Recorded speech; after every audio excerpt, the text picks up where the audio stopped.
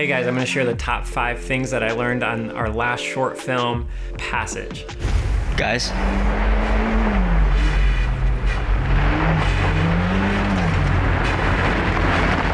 So when you're making a film, there's so many things that go into it. Sometimes you just do a solo project and you just have a couple actors with you, and that's great. You're kind of doing everything. You're running camera, sound. There's not going to be any sort of crazy setups or anything. But when you're doing a bigger short film with a crew of 5 or more people and a cast of 5 or more, you're going to need help on that. And so that's where it gets a little complicated, and you're trying to find the right roles of who's going to run camera, sound, lighting, hair and makeup, all sorts of things like that. So I'm going to share the top 5 things that I learned throughout this process.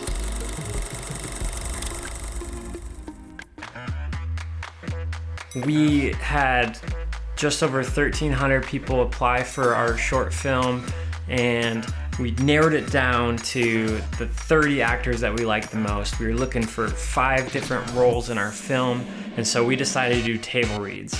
This is our first time reading the script out loud, so we are really excited to hear the actors play these parts. So here we are in our Zoom group doing table reads, and so to set the scene, what was happening in one of these scenes that we were reading for was these 4 teenagers are trying to escape from these zombie creature monster things, and older guy comes in and he's trying to lead them to safety out of the building.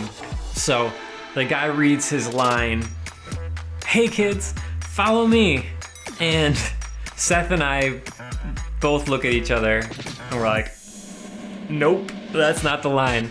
And we realized that we had written pretty bad dialogue for this scene.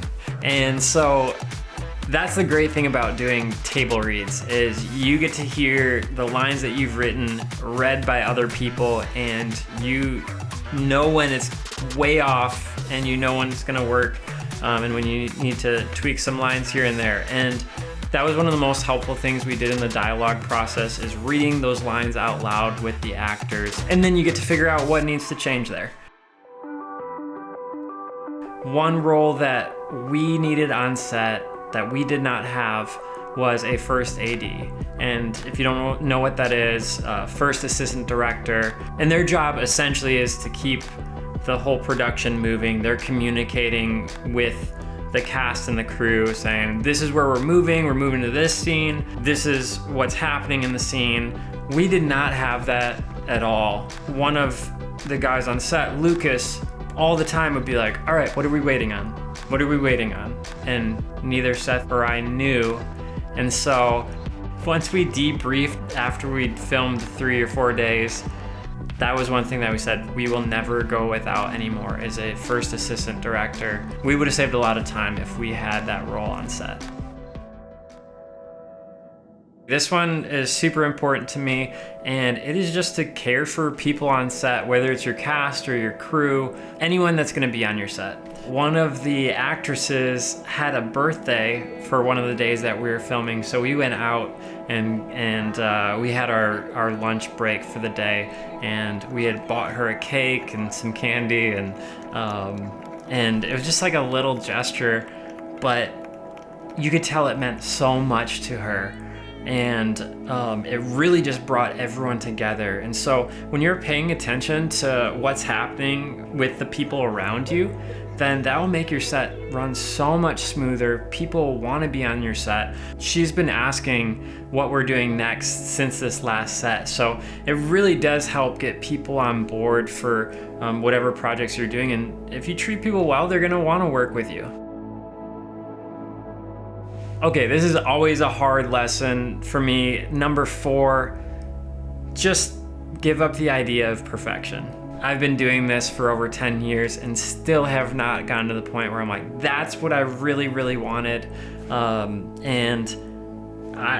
that I've talked to feels the same exact way. You're like, especially when you're comparing to other people, you're comparing yourself to all these Hollywood directors and films when you have nowhere near the budget or the manpower or the resources to do so.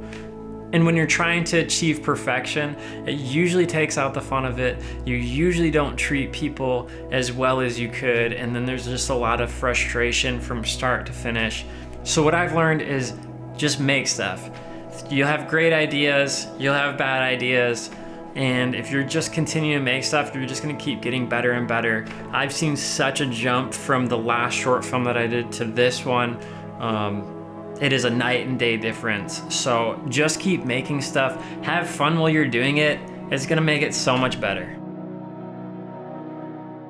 So the mistake that I made on this short film was we didn't have a very big budget, and I reached out to the cast and crew. We were able to pay the cast a little bit and pay for their travel, but we just didn't have the budget to be able to pay our crew. So I talked to everyone and just said, hey, this will be a volunteer job. And I didn't clearly communicate that to our so this is so bad. We're one day in on our set and she asked about her day rate, and I was like, oh no, I thought you were doing this for free, for volunteer. And she was like, oh no, I didn't know that's what I was committing to. So it was just a really awkward situation. You could just save yourself a lot of stress if you just communicate upfront and clearly make sure that people hear what you're saying. You just ask them, be like, hey, you understand this is what I'm saying? And there's still gonna be mistakes, but that was a tough one. And along with that, after we wrapped, we talked to one of the guys, Lucas, and he was sharing just some of his experience with us on set. He just said, hey, we had a really long day. We probably shot till 2 a.m. on one of our nights, and we didn't have that in the schedule. One of the things that Lucas said to us was, hey, if you would have just said, anyone that wants to stay, please feel free to stay, but anyone that is not able to, you're free to go. And if we had just communicated that, I think people would have been a lot happier being there and not feeling like they're forced to do that. So all I'm trying to say is communicate clearly with your cast and crew, check in with them. That's gonna go way better than just assuming or ignoring things that come up. So there you go. There's the top 5 things that I learned on my last short film. Hopefully you got something out of this, and hope to see you next time.